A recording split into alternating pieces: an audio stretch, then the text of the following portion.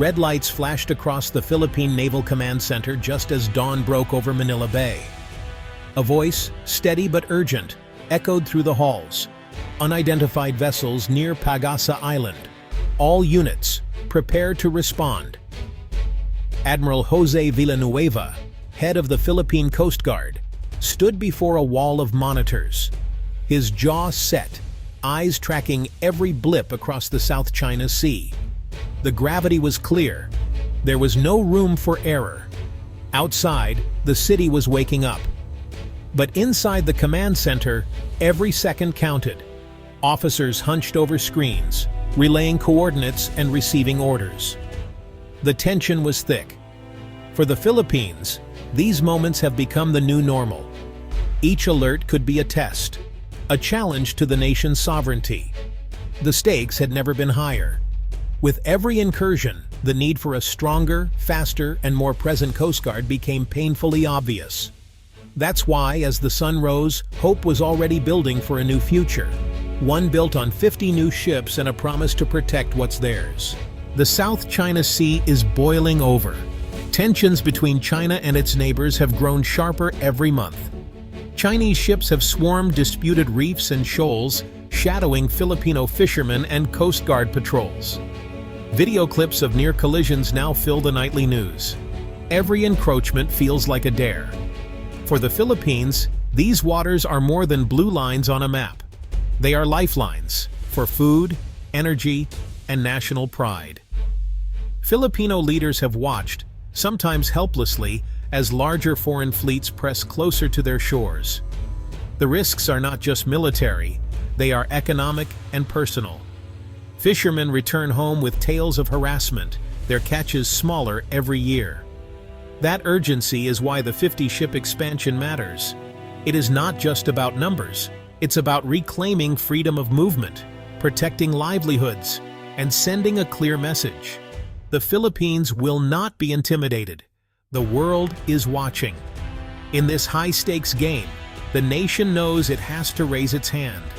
Now, as the plan for expansion takes shape, a new chapter begins. The goal is clear: transform anxiety into action and vulnerability into strength. The Philippines is a nation of over 7,600 islands, stretching more than 1,000 miles from north to south. Its waters are as diverse as its people: coral reefs, deep channels, and winding archipelagos. For the Coast Guard, it's both beautiful and daunting. Each island relies on safe passage for goods and connection. Pirates, smugglers, and storms are constant threats.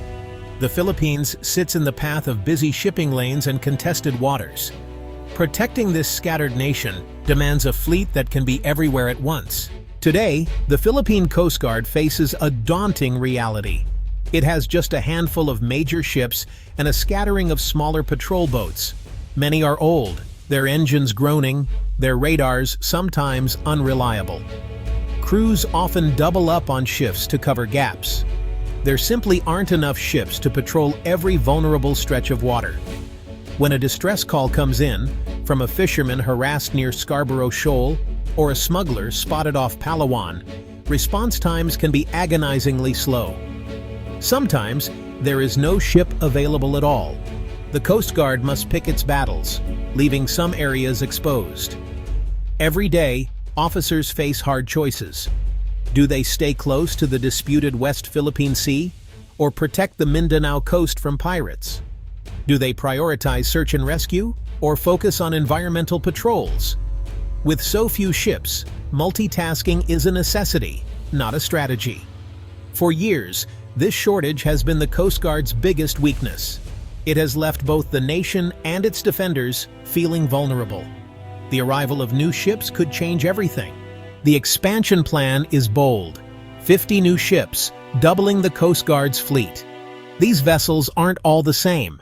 Some are fast attack boats for quick response in shallow waters. Others are large cutters able to patrol far from shore for weeks. Together they form a strategy tailored to the nation's unique geography. Modern radars, drones, and communications gear let crews respond to threats faster. This is more than hardware. It's a new mindset: present, capable, and ready. Many of the new ships will be built in the Philippines, marking a milestone for local industry. Shipyards in Subic and Cebu are already ramping up. Each new contract creates jobs, not just for welders and engineers, but for suppliers, transport workers, and trainers. Local pride is growing with every hull laid down. But, the expansion does not stop at the water's edge. The Philippines is working closely with partners in France, Japan, and the United States. French shipbuilders will share designs and technology. Japanese experts will train crews in advanced navigation and rescue. The U.S. Navy will provide tactical support and joint exercises. These alliances are more than symbolic. They bring cutting-edge technology, global best practices, and a network of support. Filipino crews will learn from the best, and new vessels will be equipped to international standards. The message is clear. The Philippines is not alone. This cooperation brings confidence. It is a sign that the world values a secure, stable South China Sea and stands ready to help protect it. For the men and women of the Coast Guard, these new ships are more than steel and engines. They are lifelines. With better coverage, patrols will be safer and more frequent. Crews can respond faster to distress calls, from sinking boats to environmental disasters. Fishermen too will feel the change. No longer will they have to sail in fear, keeping one eye on the horizon for foreign ships. Coast Guard vessels will be nearby, ready to intervene if threats appear. Local communities can count on faster help in emergencies, typhoons, medical evacuations, or oil spills. The expansion means more jobs for young Filipinos, both on land and at sea. It means more training, more experience, and more opportunities to serve.